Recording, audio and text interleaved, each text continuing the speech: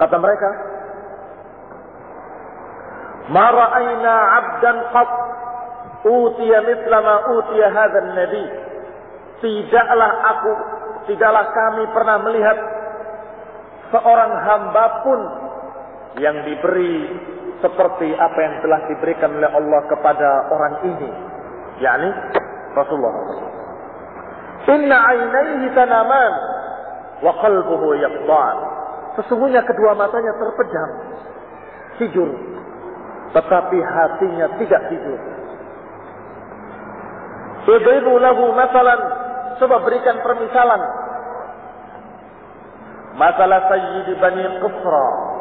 Permisalan adalah permisalan seperti Sayyid Bani Qisra, seperti tokoh dari Qisra, Raja Qisra, yang membuat satu ma'jubatan, membuat satu hidangan pada an-nas ila ta'amihi wa syarabihi, dan mengajak manusia untuk datang memakan makanannya dan meminum minumannya. Faman ajabahu akala min ta'amihi wa syaraba min syarabihi. Barang siapa yang menyambut ajakannya, yang menerima ajakannya, maka mereka akan makan dan minum dari hidangannya.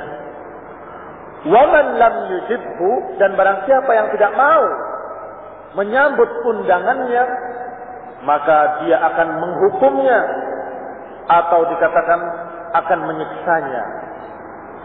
Tsumma irtafa'u, kemudian mereka hilang. Orang-orang yang putih tadi yang berbicara tadi hilang semuanya. Wastayqadha Rasulullah, dan bangkitlah Rasulullah sallallahu. Kemudian berkata kepada Ibnu Mas'ud, "Sami'ta ma qala haula?" Apakah kau mendengar apa yang dikatakan tadi oleh mereka? Wa tadri man haula? Apakah kamu tahu, wahai Ibnu Mas'ud, siapakah mereka itu? Qultu, saya katakan, kata Ibnu Mas'ud, Allah wa rasuluhu a'lam. Allah dan Rasulnya lebih tahu. Maka dijawab oleh Rasulullah sallallahu alaihi wa ala alihi wasallam, humul malaikah. Fatadri mal mathal alladhi darabu? Mereka itu, kata Nabi, adalah para malaikat. Tahukah kamu apa permisalan tadi yang dimaksud? Aku katakan, kata Ibnu Mas'ud, Allah dan Rasulnya lebih tahu. Maka beliau menjawab, al-mathalul ladzi darabu, permisalan yang mereka contohkan adalah Ar-Rahman, Allah yang Maha Rahman tabaraka wa taala, yang membangun surga, yang menciptakan surga, kemudian mengajak manusia untuk masuk ke surga tersebut. Barang siapa yang menyambut undangannya untuk masuk surga, maka dia akan masuk surga. Dan barang siapa yang tidak mau menyambut undangannya, tidak mau menyambut ajakannya, maka Allah akan menyiksanya dan menghukumnya. Demikian hadis sahih di dalam Sahih Sunan Tirmizi, ya, yang telah diperiksa oleh Syekh Al-Albani, disahihkan oleh beliau. Hadis ini menceritakan tentang riwayat Ibnu Mas'ud yang disuruh oleh Rasulullah SAW untuk duduk dan dikasih garis batas, tidak boleh melampaui batas itu sampai situ. Lihat, perhatikan. Apa kaitannya dengan pelajaran kita? Lihat kata penulis. Wa anta tara fi hadhihi al-qissah al-'azimah anna istijabata Ibn Mas'ud li Rasulillah sallallahu alaihi wasallam hina amarahu bi luzumi makanih dafa'at anhu syarra qaumin ja'u fi absha'i surah. Lihat, engkau lihat dalam kisah yang agung ini, kita lihat bahwasanya nurutnya Ibnu Mas'ud, taatnya Ibnu Mas'ud kepada Rasulullah SAW ketika memerintahkan untuk tetap di tempatnya dan tidak berpindah dan tidak bergeser. Ketaatan Ibnu Mas'ud menyelamatkan dia dari kaum yang jelek tadi, syayatin tadi, yang hitam, kelam, mukanya jelek dan jahat. Selamat dia. Padahal antara Ibnu Mas'ud dan mereka hanya garis saja, bukan benteng yang kokoh, bukan dinding yang kuat, bukan terali besi. Garis yang digariskan oleh tangan, yang kalau ditiup saja hilang garis itu. Ya. Tapi Rasulullah SAW memerintahkan untuk jangan pindah. Dan orang-orang hitam tadi hanya sampai garis itu, kemudian balik. Kalau tidak tahan, loncat langkah saja. Sudah beda ceritanya. Ya. Ma'annahu lam yakun bainahu wa bainahum siwa khat. Padahal tidak ada antara Ibnu Mas'ud dengan mereka kecuali garis saja. Yang kalau datang padanya rih, datang padanya angin, niscaya akan apa atharuh, niscaya akan hilang bekas garis itu. Tapi ini bukan sembarang garis. Lakinnahu laisa qabiqiyatil khutut, tidak sama dengan garis-garis lain, karena ini adalah garis sunnah. Garis yang ditentukan oleh Rasul, yang Rasul ini utusan Allah yang menciptakan seluruh langit dan bumi dan apa yang ada di antara keduanya. Tidak sembarang garis, ya, tapi garis yang ditentukan oleh Rasulullah SAW, yang beliau ini adalah utusan Allah yang Maha Tahu. Man lazimahu kafahu Allahu manabah. Maka barang siapa yang berpegang dengan garis-garis sunnah, maka Allah akan menyelamatkan dia dari berbagai macam musibah-musibah, dari berbagai macam kejelekan-kejelekan. Wa id qad bayyantu adillat at-tathbit Allah li ummati al-mutabi'ah wa nasrihi iyyaha fala ba'sa an asuqa huna qissatan tashhadu li amrayn jami'an.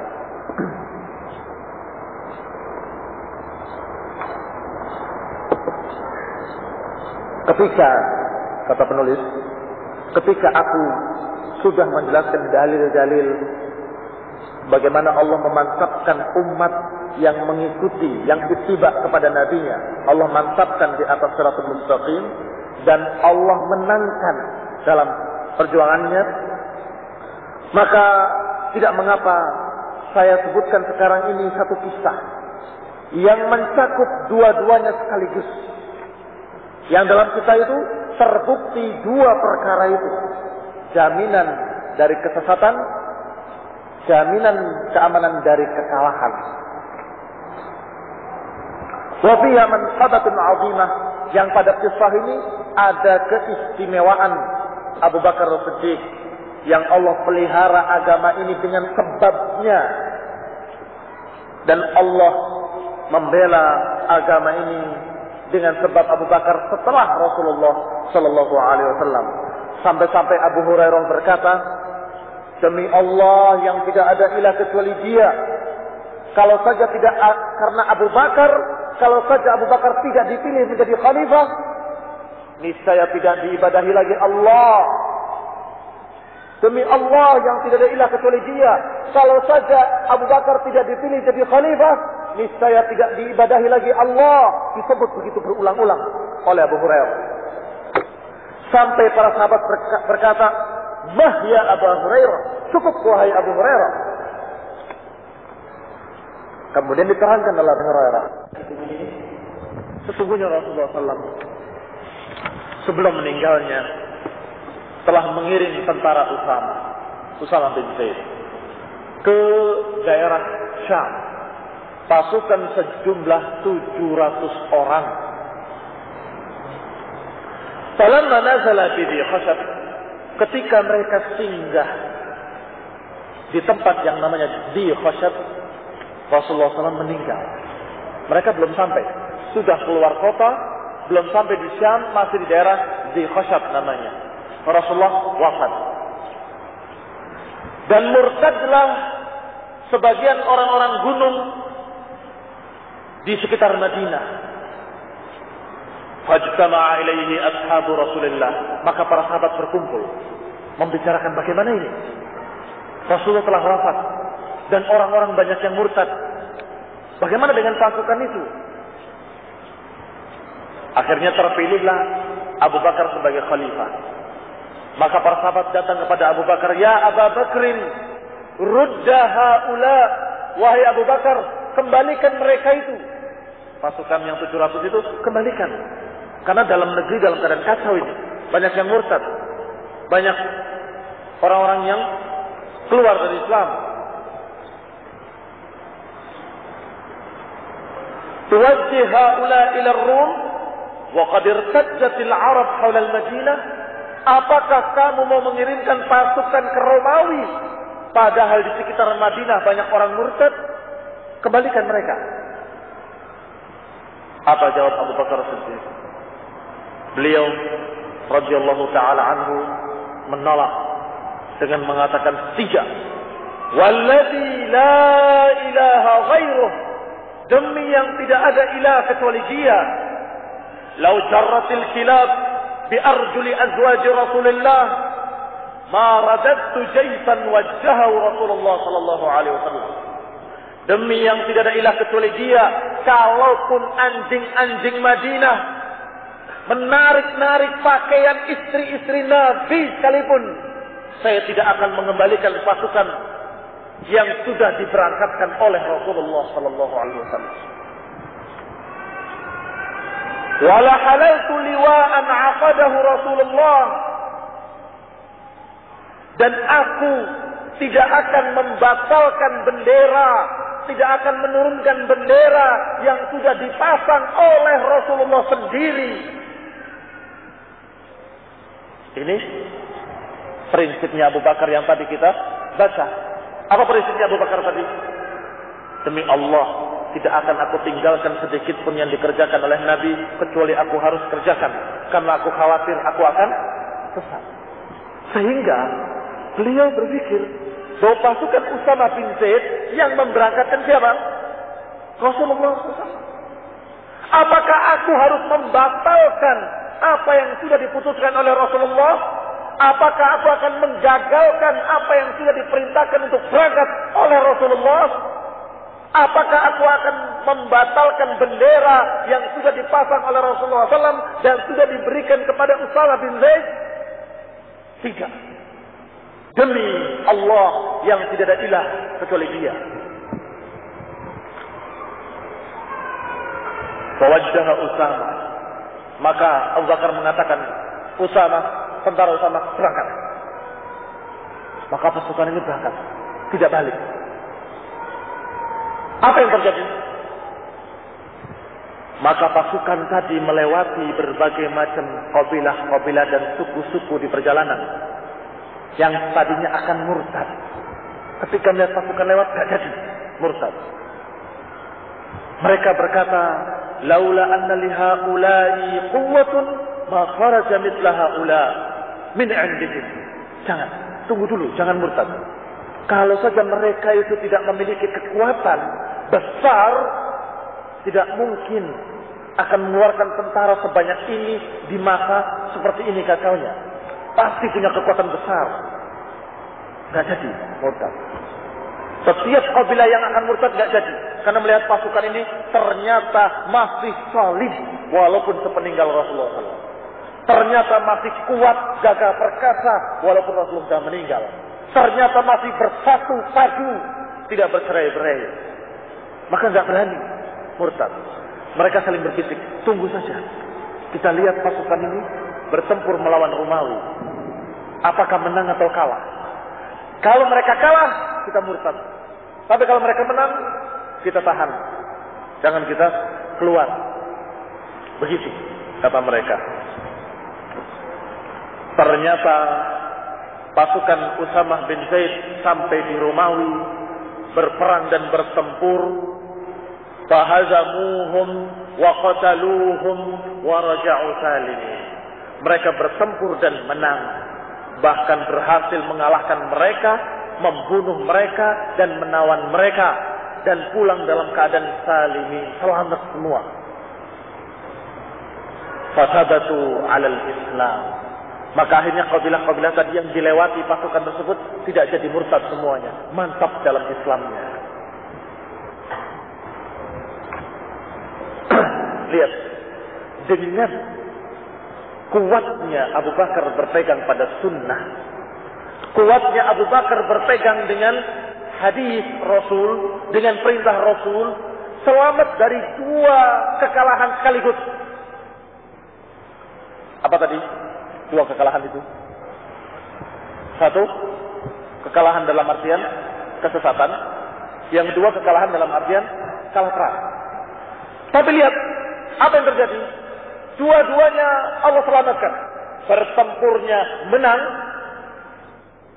dijamin oleh Allah Subhanahu wa taala dan dibuktikan menang melawan Romawi. Dan juga diselamatkan dari kesesatan. Umat sekian banyaknya selamat dari kesesatan. Karena kuatnya Abu Bakar memegang pasukan. Makanya Abu Hurairah tadi mengatakan, kalau saja bukan Abu Bakar yang jadi khalifah, entah jadi apa. Mungkin tidak diibadahi lagi Allah di muka bumi. Dalam keadaan pasukan balik, Romawi senang melihat, balik ternyata. Ya, orang-orang murtad semakin tertawa. Ternyata mereka tidak memiliki tentara yang kuat. Tentara mereka sedikit dan lemah ternyata, sehingga harus balik lagi. Dan murtadlah sekian banyak orang. Inna lillahi wa inna ilaihi raji'un. Inilah di antara contoh bahwasanya orang yang berpegang dengan sunnah dimenangkan dalam pertempuran dan dimenangkan dalam masalah din, artinya selamat dari kesesatan dan penyimpangan. Hadza huwa tamassuku Abi Bakrin bis sunnah. Inilah dia berpegangnya Abu Bakar As-Siddiq dengan sunnah. Di mana beliau radhiyallahu taala anhu tetap berpegang dengan perintah Rasul walaupun dikejutkan dengan matinya Rasulullah SAW. Meninggalnya Rasulullah itu suatu kejadian besar ya, yang membuat para sahabat goncang betul. Sampai-sampai Umar ketika mendengar wafatnya Rasulullah tidak percaya. Tidak mungkin Muhammad tidak mati, kata dia. Ambil pedangnya dan mengatakan, barang siapa yang mengatakan bahwa dia meninggal, bahwa Rasulullah mati, akan saya potong tangannya dan kakinya dengan pedangku ini. Ini ikhwan fillah azakumullah menunjukkan bahwasanya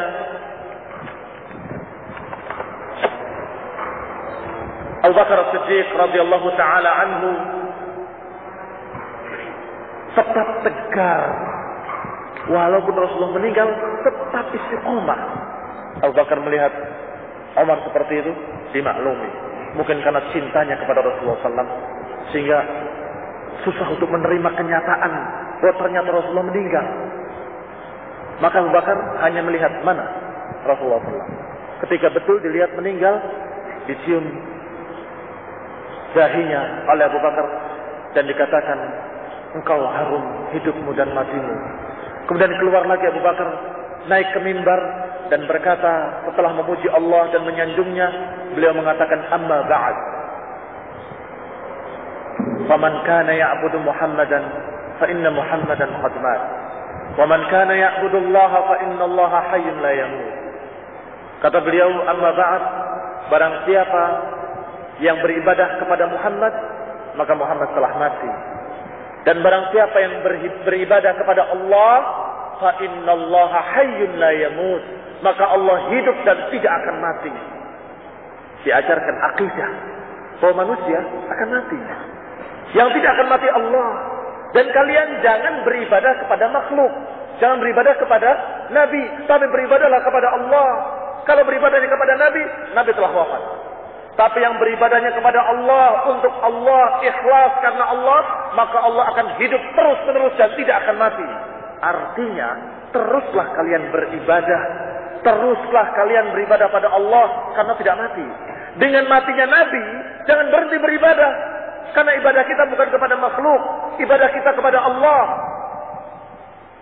Kemudian dibacakan oleh beliau ayat Allah Subhanahu wa taala, وَمَا مُحَمَّدٌ إِلَّا رَسُولٌ قَدْ خَلَتْ مِنْ قَبْلِهِ الرُّسُلُ أَفَإِنْ مَاتَ أَوْ قُتِلَ انقَلَبْتُمْ عَلَى أَعْقَابِكُمْ وَمَنْ يَنقَلِبْ عَلَى عَقِبَيْهِ فَلَنْ يَضُرَّ اللَّهَ شَيْئًا وَسَيَجْزِي اللَّهُ الشَّاكِرِينَ.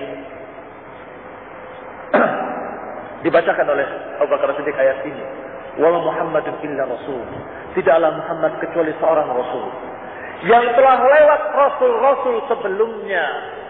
Mana mereka? Kemana rasul yang telah lewat? Meninggal semuanya. Rasul-rasul yang telah lewat semuanya sudah meninggal. Kenapa kok ketika rasul yang terakhir ini meninggal kok kaget? Kenapa kok heran? Wa ma Muhammadun illa rasulun qad khalat min qablihi ar-rusul. Tidaklah Muhammad kecuali seorang rasul yang telah lewat sebelumnya rasul-rasul. Afa in mata aw qutila inqalabtum ala aqabikum. Apakah kalau dia mati atau terbunuh kemudian kalian akan berpaling murtad? Kalian akan lari dari agama ini? Apakah kalau Rasulullah mati atau terbunuh kemudian kalian akan menjadi murtad, akan lari dari agama ini? Dan barang siapa yang berpaling murtad, maka Allah tidak dirugikan sedikit pun, dan Allah akan berikan pahala kepada orang-orang yang bersyukur. Subhanallah. Abu Bakar Siddiq yang mengingatkan mereka, jangan kenapa murtad? Rugi sendiri kalau murtad itu. Diterangkan bahwa Muhammad SAW akan mati. Selayaknya manusia mesti akan mati. Demikianlah istiqamahnya beliau radhiyallahu taala anhu. Adif ilaihi ma tasbitun nas lahu intilaqan min al-aqli alladhi yaqti bima qadaw bih. Dan ditambahkan lagi bagaimana manusia mantap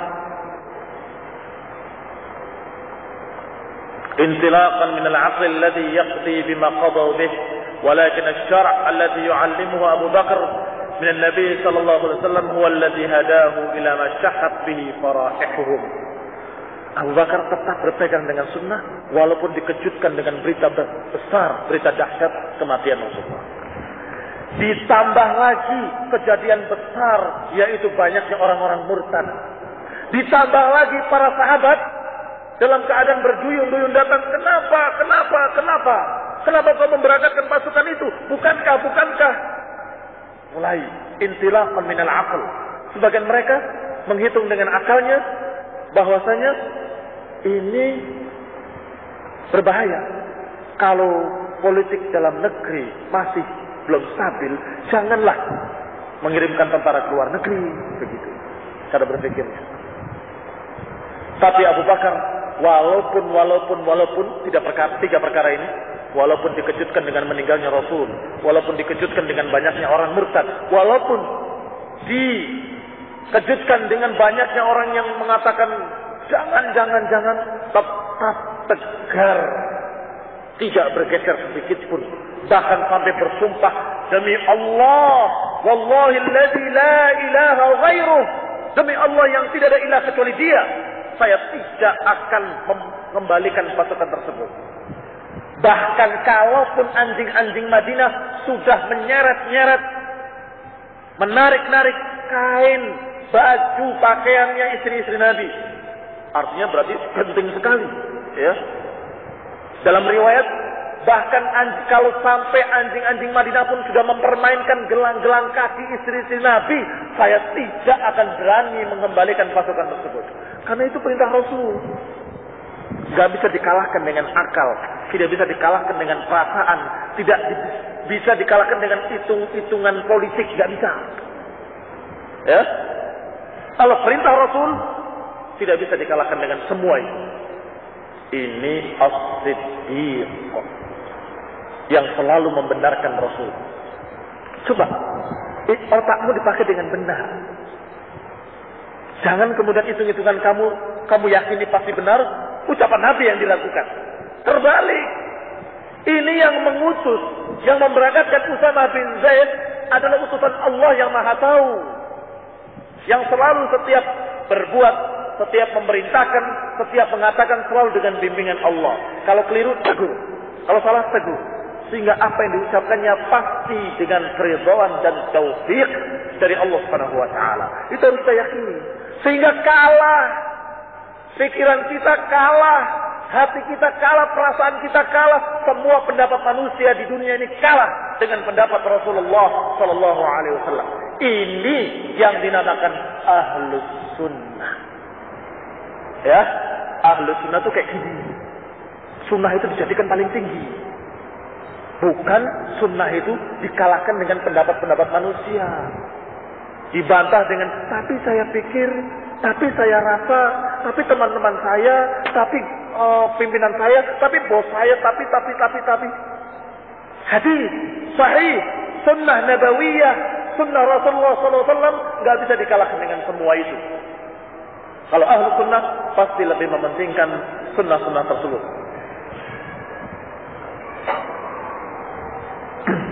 Fakanat aqibatu tamassuk bis sunnah al-intisar 'ala al-'aduwi wat-thabat 'ala al-islam.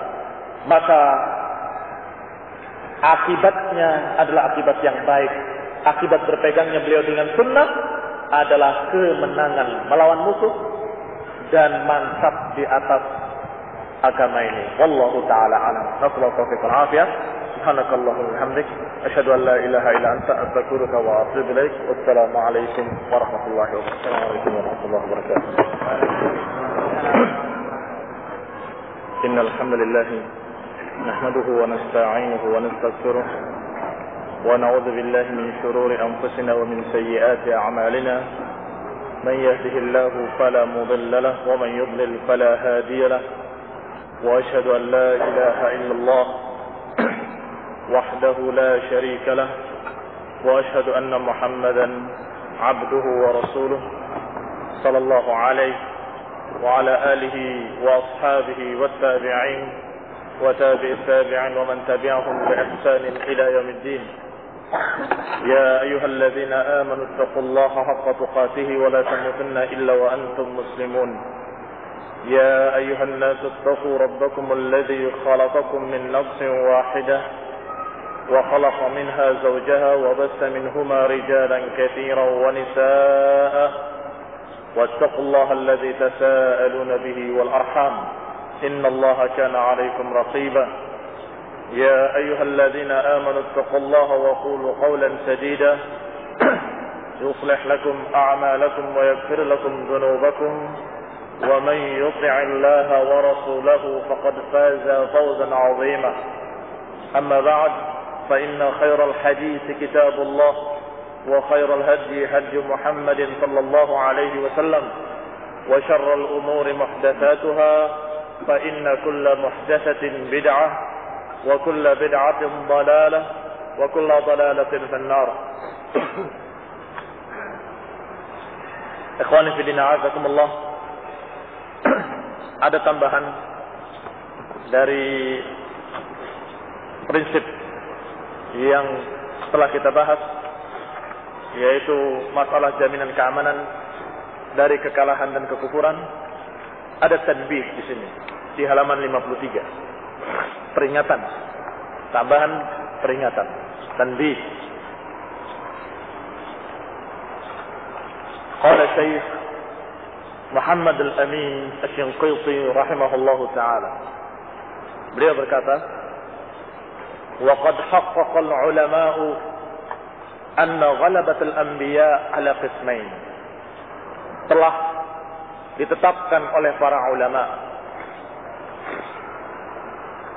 diteliti dan ditetapkan bahwa kemenangan bagi para nabi ala qismain.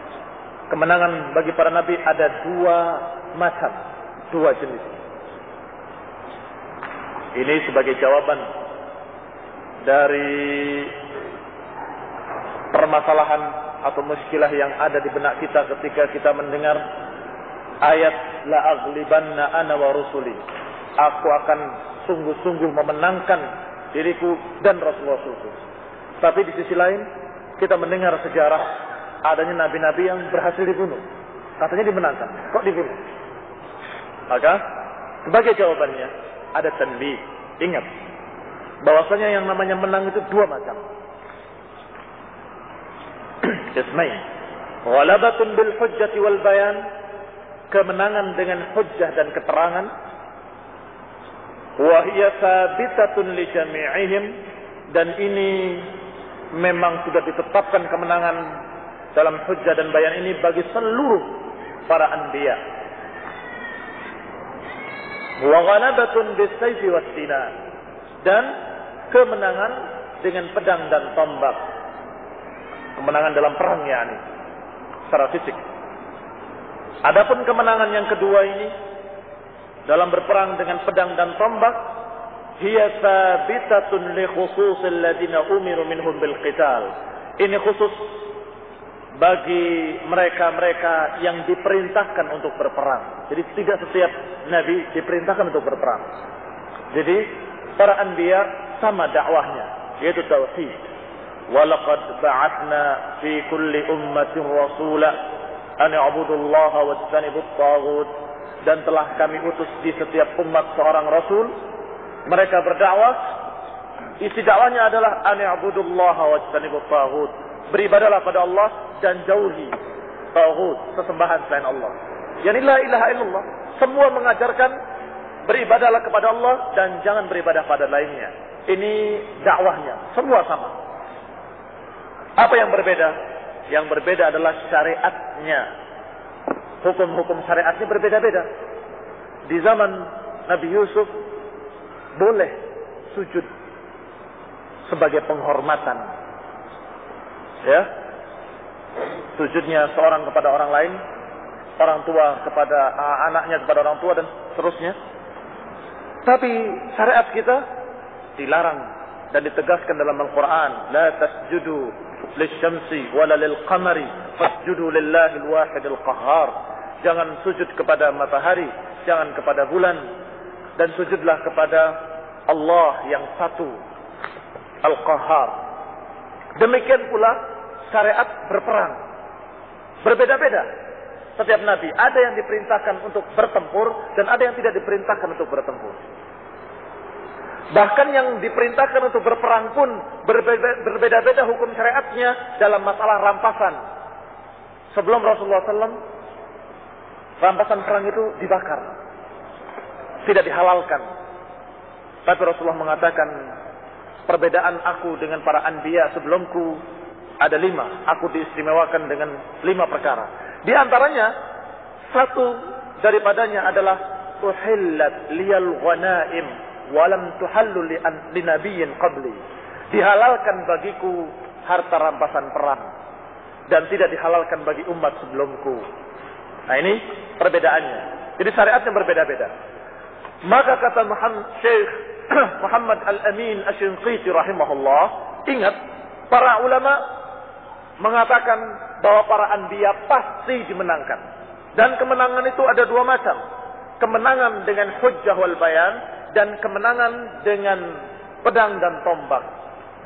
Nah, kemenangan yang pertama, menang hujjahnya, menang dalilnya, ini bagi seluruh nabi sama dimenangkan oleh Allah Subhanahu wa taala. Tapi kemenangan dalam masalah fisik perang tentunya bagi mereka-mereka yang memang diperintahkan untuk berperang. Begitu. Jadi kalau kita lihat ternyata kok ada nabi yang terbunuh misalnya, ingat hujjah yang disampaikan oleh dia menang dan selalu unggul. Dan itu diikuti oleh turunannya, oleh pengikutnya. Karena tidak bisa terbantahkan hujjah-hujjahnya. Dalil-dalilnya tidak pernah terbantahkan. Selalu unggul, selalu menang. Walihada qarrara al-ulama'u anna al-mu'minina al-mustad'afina al-yawm fi mujtama'atihim alladhina la yu'maruna bil-qital hum منتصرون بالحجة العلمية التي تدمغ كل باطل وجدال. Maka para ulama menetapkan bahwa orang-orang yang beriman tapi dalam keadaan lemah pada hari ini, kalau orang-orang beriman itu dalam keadaan lemah di masyarakatnya, lemah di kaumnya, di negerinya, tentunya mereka-mereka tidak diperintahkan untuk berperang. Maka mereka pun mendapatkan kemenangan dari sisi lain. Hum muntasiruna bil hujjatil ilmiyah allati tudmigh kulla batilin wa jidal. Mereka akan dimenangkan oleh Allah Subhanahu wa taala dengan hujjah-hujjah yang ilmiah yang bisa meruntuhkan segala kebatilan, segala bantahan akan kalah dengan hujjah-hujjah ini. Allah menangkan. Dan bukti Ahlus Sunnah di setiap zaman, di setiap generasi selalu menang hujjahnya. Dan Ahlul Bid'ah selalu runtuh, kalah, dan gak bisa menjawab ketika ditegakkan hujjah-hujjah pada mereka. Demikian keadaannya selalu di setiap zaman. Sampai-sampai karena mereka Ahlul Bid'ah melihat dalil-dalil Ahlus Sunnah tidak bisa dibantah, hujjah-hujjah para pengikut salaf tidak bisa dibantah, akhirnya mereka pun pura-pura mengatakan kami juga Ahlus Sunnah. Itu bukti, ya. Kalau memang hujjahnya nggak bisa dibantah, sehingga akhirnya pura-pura saya juga Ahlus Sunnah, saya juga Salafi, saya juga pengikut salaf, dan seterusnya. Kemudian memasukkan fitnah-fitnahnya, memasukkan racun-racunnya. Tidak lama pasti akan ketahuan oleh para ulama, itu bukan Ahlus Sunnah. Mereka mengaku Ahlus Sunnah, ternyata mereka menyebarkan bid'ah-bid'ah, mengajarkan penyimpangan-penyimpangan dari sunnah. Langsung terlihat dan dibantah dengan dalil-dalil, terbukti bahwa ternyata memang mereka bukan Ahlus Sunnah tapi Ahlul Bid'ah. Ini namanya menang, ya? Menang hujjahnya, kuat hujjahnya. Wa ammal ladzina lahumul quwwah was sultan, adapun mereka-mereka yang memang memiliki kekuatan dan memiliki kekuasaan, fayu'maruna bihi litata'ayyad al-hujjah bis-sinan. Tentu mereka diperintahkan untuk berperang agar hujjah-hujjah itu diperkuat lagi dengan pedang dan tombak. Diperkuat, didukung dengan kekuatan fisik.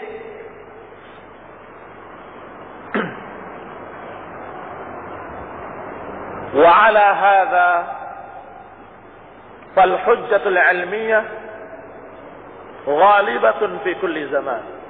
Oleh karena itu, kekuatan hujjah yang ilmiah akan selalu menang terus-menerus di setiap zaman, di setiap generasi. Walhamdulillahi ala hadza, dan kita memuji Allah atas karunia-Nya ini. Walamma kana ahlul hadits aqwa an-nasi hujjatan, dan ketika ahlul hadis adalah orang-orang yang paling kuat hujjahnya,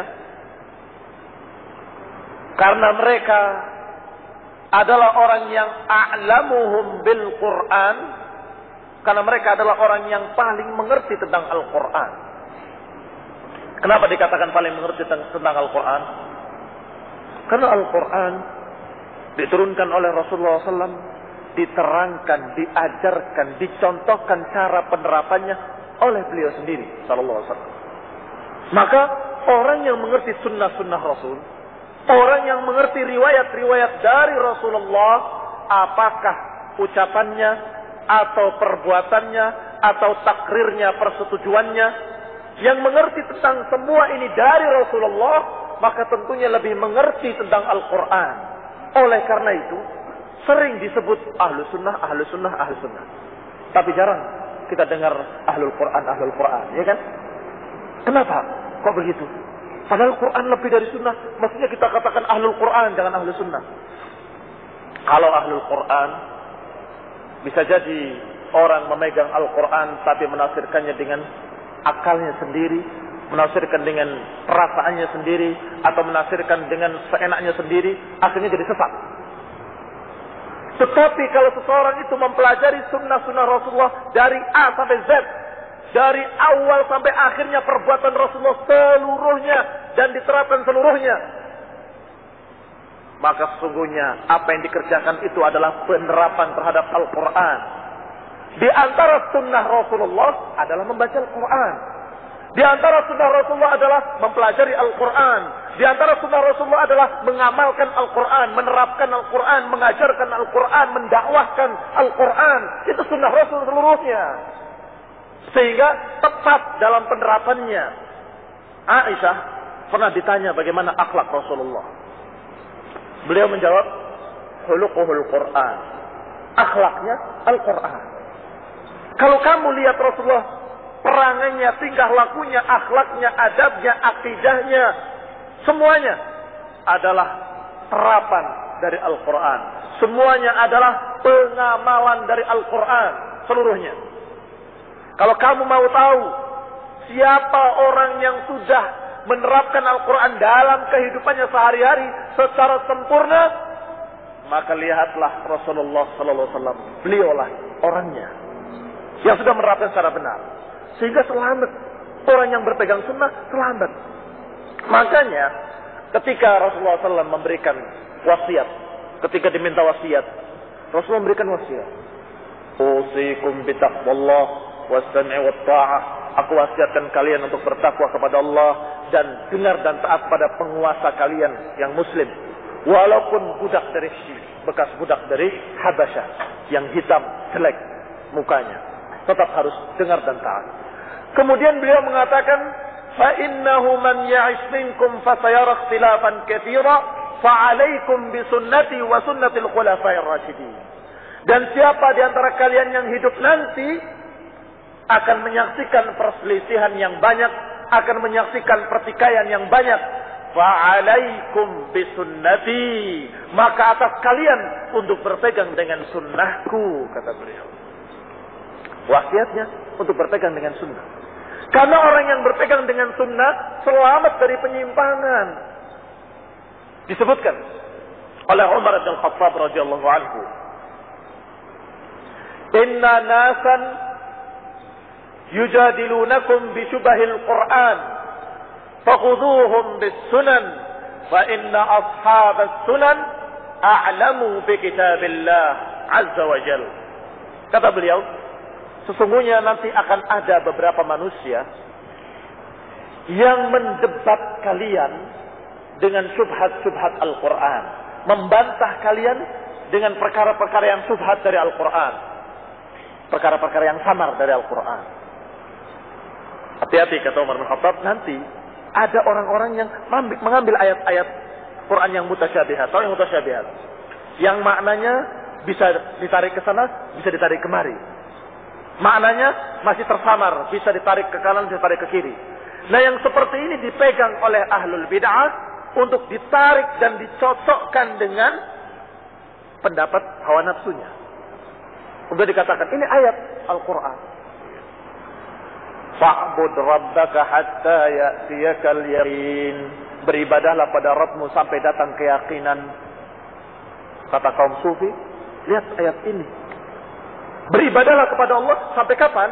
Hatta ya'tiyakal yaqin, sampai datang keyakinan. Sehingga kalau kalian sudah sampai kepada tingkat yakin, maka tidak perlu lagi ibadah. Gimana ini? Dalilnya Al-Quran. Wa'bud rabbaka hatta ya'tiyakal yaqin. Karena masalah yakin bisa bermakna keyakinan, tapi bisa bermakna lain, dan itu yang benar adalah maknanya sesuatu yang yakin, yaitu maut. Sampai datang kepada kalian sesuatu yang yakin, yaitu kematian. Itu maknanya.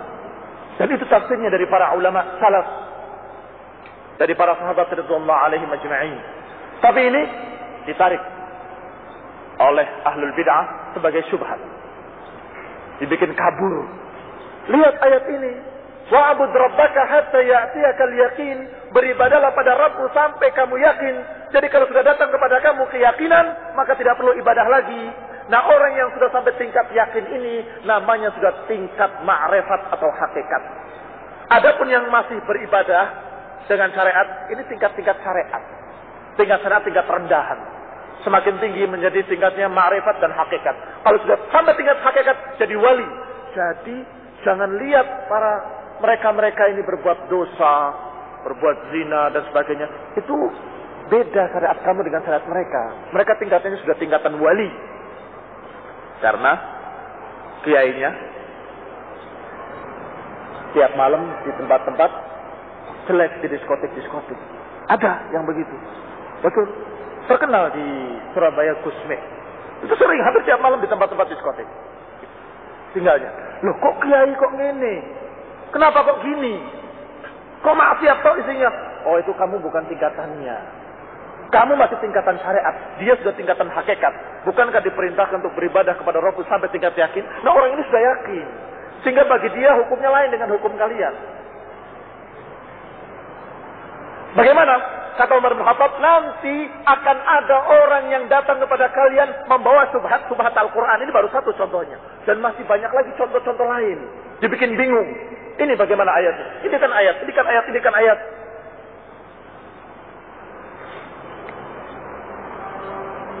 Kata Umar bin Khattab, kalau kamu menghadapi orang-orang yang seperti itu, faquduhum bis sunan. Kamu ambil dengan sunnah-sunnah. Kamu lawan mereka dengan hujjah sunnah. Kenapa dengan hujjah sunnah? Karena yang sudah menerapkan Al-Quran secara sempurna dan secara adalah Rasulullah SAW. Maka sunnah-sunnahnya itu sebagai dalil. Begini, kamu mengartikan seperti itu. Iya.